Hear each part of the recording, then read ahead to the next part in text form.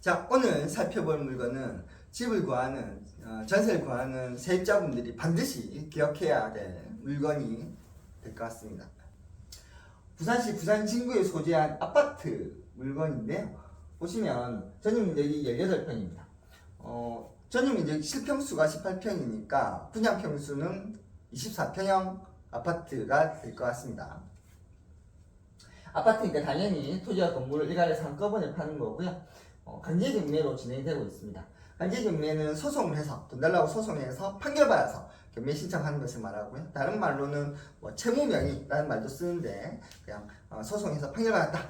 그래서 경매 개시한다. 이렇게 생각을 하시면 될 것 같습니다. 자, 감정가가 약 3천만 원인데 최저가가 무려 감정가 대비해서 13%밖에 안 되는 3,087만 원밖에 안 되는 그런 물건입니다. 엄청 싸지 않습니까? 어떤 하자가 있는지 모르겠습니다만 정말 가격이 싼 물건인 것 같습니다. 자, 이 물건에는 고씨라는 세입자가 살고 있는데요. 이 고씨는 전입신고를 19년 12월 18일 날 했습니다. 그러면 대항력은 전입신고한 그 다음날 0시에 발생하기 때문에 19년 12월 19일 0시에 대항력이 발생을 하겠고요. 그 다음에 확정일자는 19년 12월 5일 날 받았으니까 그 확정일자 효력은 확정일자를 받은 그날이 아니라 대항력이 발생하는 19년 12월 19일 0시에 발생하는 그런 물건이 되겠습니다. 확정일자는 기본적으로는 확정일자 도장받은 그날에 효력이 발생하지만 혼자 있으면 아무런 힘이 없거든요. 항상 대항력이 발생해야 효력이 발생한다.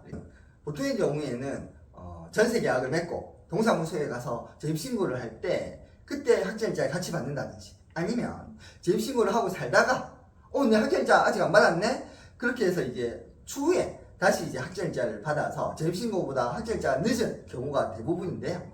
그런데 어떨 때 지금 이 물건처럼 확정일자가 전입신고일보다 더 빨리, 더 먼저 저렇게 기재가 되겠습니까? 아마도 이런 경우가 아닐까 싶은데요. 예를 들면 세입자가 전세를 살다가 계약기간이 만료가 된 거죠. 그래서 집주인에게 내 이제 나가겠으니 보증금 돌려달라 라고 얘기를 합니다. 그랬더니 집주인이 이렇게 얘기를 하는 거죠. 돈 없는데? 네가 세입자 구해서 돈 받아 나가라 이렇게 얘기를 하는 거죠. 그러면 세입자는 아직 돈을 받지는 못했지만 어쩔 수 없이 이사를 가야 되는 상황입니다. 왜? 남편 직장 때문에, 애들 학교 때문에 이사를 가야 되는 상황이죠. 그래서 일단 새로 이사갈 집을 전세 계약은 했는데요. 그런데 그 새로 계약한 집에 전입신고는 하지 못하죠. 왜? 새로 전입신고를 하게 되면 기존에 전입신고가 되어 있다. 원래 살던 집에서는 자동적으로 전입이 빠지거든요. 그래서 전출이 되기 때문에 전출이 되게 되면 대항력이 없어집니다. 왜냐하면 이 대항력이라는 것은 전입신고를 해야 발생하는 것이기 때문에 전입을 빼면 대항력도 없어지는 거죠. 그래서 어쩔 수 없이 전세 계약은 새로 맺었지만 전입신고는 하지 못하고 차선책으로 계약서를 작성했으니 그 계약서를 동사무소에 들고 가서 이 계약서에 확정일자 찍어달라 이렇게 이제 요구를 해서 도장을 받게 되는 건데요. 그런데 이렇게 확정일자를 받아봤자 전입신고가 되어 있지 않으면 아무런 효력이 없다. 그래서 이 세입자의 보증금은요 1억 8천만 원인데요. 등기부를 보시면 지분정보 이전이라고 해서 이제 소유권을 정씨가 취득을 했고요. 그 다음에 가등기 강제경매 압류되어 있는데, 자, 이 등기부에서 말소기준 권리가 되는 것은 이 강제경매 희입 등기거든요. 왜냐면 돈과 관련된 권리들 중에서 제일 먼저 설정된 권리가 말소기준 권리가 되기 때문에 여기서 말소기준 권리가 되는 것은 강제경매, 압류 이 두 가지가 될 수 있고요. 이 중에서 빠른 것은 강제경매니까 강제경매 희입 등기가 말소가 되고, 그러면 강제경매 등기 설정일이 22년 4월 12일이니까 세입자는 전입신고를 19년 10월 18일 날 해서 말소기준 권리보다 먼저 제 집에 전입신고를 하게 된 거죠. 그래서 이 세입자는 대항력이 있는 세입자가 되겠습니다. 자, 그런데 문제는 뭐냐면 이 세입자는 이 집에 전세 계약을 했을 때 집이 마음에 들었죠. 위치도 좋고 직장도 가깝고 집도 깨끗하고 그리고 보니까 등기부도 또 깨끗해. 그러면 이 집에 내가 전세 계약을 맺더라도 집주인이 나중에 돈을 주지 않는다고 하더라도 돈 받을 수 있겠다. 돈 안 주면 경매시장에서 돈 받아 나가지 뭐 이렇게 생각을 하고 계약을 한 거죠.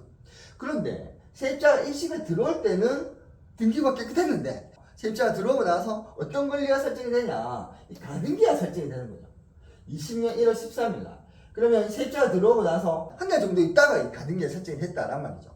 그래서 아까 말씀드린 것처럼 이 세입자는 마시기준 권리보다 전입을 먼저 해서 대항력이 있는, 그래서 돈을 다 받기 전에는 안 나가도 되는 세입자인 것은 맞는데요.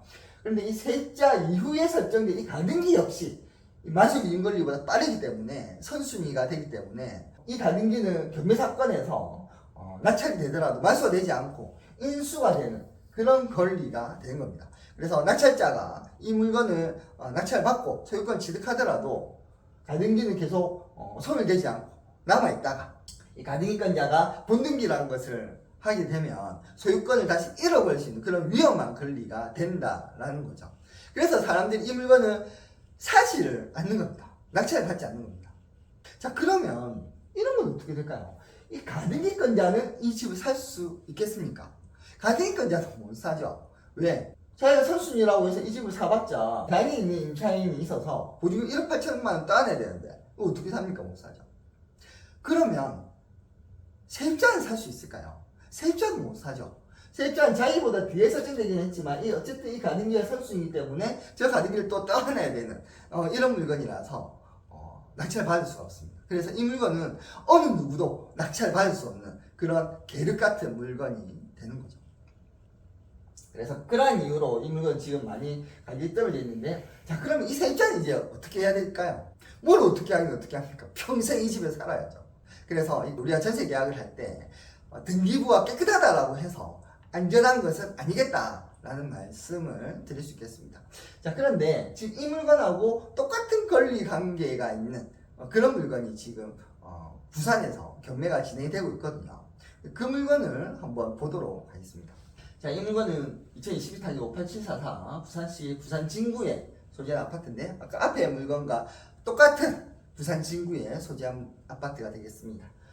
자, 이 물건 역시 전입 면적은 18평이라서 24평형 아파트인데요. 감매가 1억 7,300만 원인데 현재 5,600만 원까지 가격이 떨어져 있습니다. 자, 이 물건의 세입자 각 씨는 전입신고를 19년 4월 26일 날 했고요. 확정일자도 4월 11일 날 받았습니다. 자, 보증금이 1억 5천만 원인데 등기부를 보시면 말소기준권리가 강제경매거든요. 앞에 사건과 똑같죠. 근데 이 강제경매가 22년 11월 9일이기 때문에 역시 마찬가지로 전입일자가 빨라서 대항력이 있는 그러한 세입자가 되겠습니다. 이 세입자가 이 집에 들어올 때는 등기부에 아무것도 없었어요. 앞에 물건처럼 아무것도 없었는데 그 뒤에 가등기가 설정이 되죠. 20년 1월 13일 날. 대략 세입자가 들어오고 나서 약 1년쯤 뒤에 가등기 설정이 된 건데요. 이 세입자는 말씀드린 것처럼 당연히 있는 사람이라서 낙찰자한테 돈을 다 받기 전에는 안 나가도 되지만 이 선순위 가등기가 있어서 다른 사람들이 낙찰을 받지 못하는 이 인수되는 권리 때문에 사람들이 낙찰을 받지 못하는 그런 권리가 되는데, 하지만 이 세입자는요 이 집에 전세 계약을 할 때 전세 보증보험에 가입을 했었던 거죠. 계약기간이 만료되어서 집주인으로부터 보증금을 돌려받지 못했을 때 그 보증보험으로부터 보증금을 받아서 그 임차권을 도시보증공사에 넘기고 이 집에서 나가게 된 겁니다. 그 세입자에게 보증금을 주고 임차권을 넘겨받았던 주택도시보증공사에서 이 집을 경매 신청하는 사건이 되겠습니다. 그래서 똑같은 권리 관계인데요. 세입자가 전세 계약을 할 때 등기부가 깨끗하고 그 상태에서 전세 계약을 맺고 전입신고하고 확정일자 받았는데 이후에 가등기가 설정이 되고 그 뒤에 이제 경매가 개시된 사건에서 어떤 사람은 보호를 받고 어떤 사람은 보호를 못 받았다는 거죠. 근데 그 보호를 받을 수 있냐 없냐의 차이는 전세 보증보험을 가입을 했느냐 못 했느냐 차이가 되겠다는 겁니다. 그래서 우리는 남의 집에 전세 계약을 할 때 등기부가 아무리 깨끗하다고 하더라도 이런 일이 발생할 수 있으니 꼭 전세 보증보험 가입을 해야 되겠습니다.